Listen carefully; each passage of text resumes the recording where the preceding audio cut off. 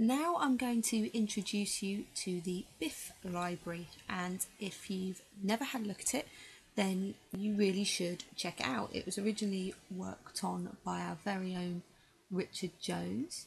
Probably get a big head now that I've said that, but anyway, you really should check it out. And to demonstrate why it really is a useful library to look into, I'm going to focus in on two BiFs in particular.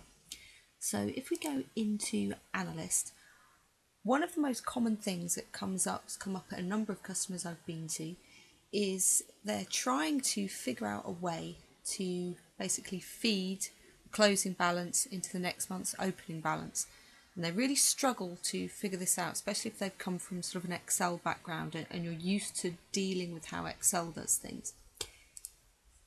It really is really straightforward because there is actually a BiF that does this for you.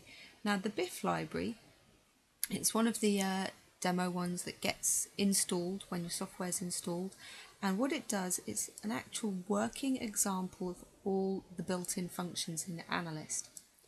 So we're going to take a look at this. It's called a Feed BiF, and it does exactly what I've just said there. It takes a closing balance and pushes that into the opening balance of the next period. If we take a look at how that's working, the BiF is actually against what in this list is called closing, and how it works, if you open that, click onto BiF, basically it wants a prime, so input for your very first opening balance. Then you have an item called opening. You don't put anything in there, that actually becomes the output, so that's calculated from the BiF. All you need to do is give it the opening balance for your first period, your prime, your feeds in and any feeds out. If you don't have any feeds out, that's fine, you just leave that blank. Finish and apply, and then what you can see is there's your first period, so it takes the prime, that's what you put in there for January, that becomes the opening. You've got a net in out of 1,000 because you've got 2,000 coming in, 1,000 coming out, so a net of 1,000, so 5,000, 1,000 gives you a closing of 6, feeds into your next period, so on and so forth. Your net there is 4, so 6, 4, 10 for your closing, etc.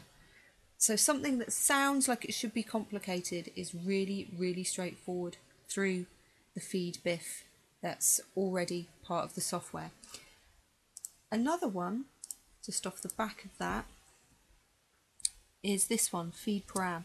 It does the same, but it has an extra factor in that you can use. So where I've seen this used is, for example, there was a customer where they would be taking on new customers on a monthly basis, but they also wanted to plan based on the fact that they would have a certain amount of churns, they'd lose a certain number of customers as well. So what they wanted to do is to have a factor where they said, right, we'll lose, say, 0.1% of our customers each month. So if we pop that in, and then let's just assume we gain 20 customers each month, that's your in. So what you can see there is it takes that factor, that's actually a percentage, so it takes 0.1% of your opening here, 5, has your factor in, that gives you your new closing. So each time it's giving you 0.1%, that's your going out, your churn, the customers you're losing, so that it gives you a figure for the end of the year for the amount of customers you'll have gained, whilst also taking into account the customers they would have lost. How does that work? Very similar to Feed itself, the first one I showed you, but all it has is this extra factor and parameter. You can see that percentage is actually built in, so it knows to do a percentage of. If you put a percent in there, it's the most common one used. You can also do a multiplying factor or a dividing factor. Again, a prime for your opening, that will then become the opening. Your ins, what you want to use to calculate the output, and we've actually put a line in called factor, so the BiF's picking up from there, and then it calculates your outs